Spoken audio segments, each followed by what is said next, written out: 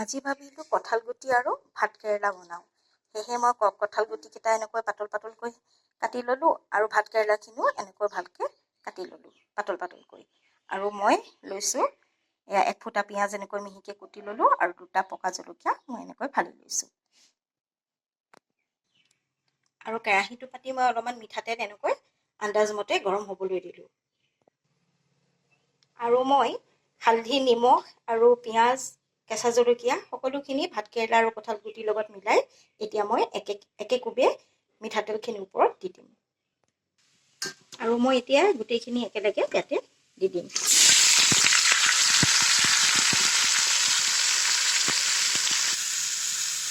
আৰু মই অলপমান এনেকৈ লৰাই ইয়াতে পানী দিম। পানীটো একেবাৰে আন্দাজমতে দিব লাগিব।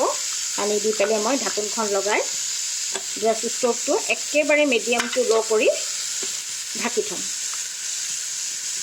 চাই থাকক আপোনালোকে। ভাতকেৰেলা আৰু কঁঠাল গুটিখিনি মই অলপমান ভাজি ল'লোঁ। অলপ মানে 1 মিনিটমান ভাজিব, আপোনালোকে বেছি নাভাজিব। আৰু তাৰ পাছতে মই এতিয়া কঁঠাল গুটি আৰু ভাতকেৰেলাখিনি ডুব যোৱালৈকে মই অলপমান পানী দিম। ইমান মানে পানী দিম। দি পেলাই মই এতিয়া কাভাৰ কৰি পেলাই গেছ ষ্ট'ভটো মিডিয়াম আৰু ল' টু মিডিয়াম কৰি মই এতিয়া কাভাৰ কৰি থ'ম।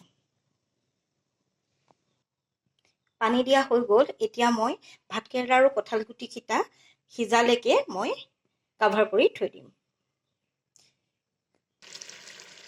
কঁঠাল গুটি আৰু ভাতকেৰেলা এতিয়া সিজি আহিলে আৰু এতিয়া মই কেৰাহীখন অলপমান বেকা বেকা কৰি মই থাকি যোৱা পানীখিনি এনেকৈ শুকুৱাই দিম।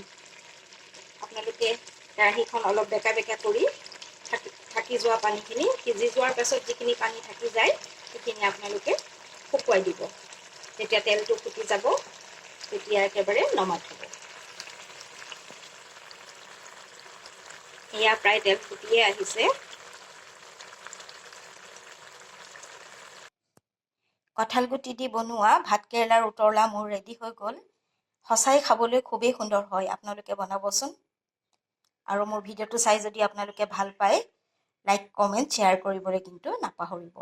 মই পুনৰ এটা ভিডিঅ' লৈ আপোনালোকৰ ওচৰলৈ অতি সোনকালে আহি আছোঁ। আজিলৈ বাই বাই।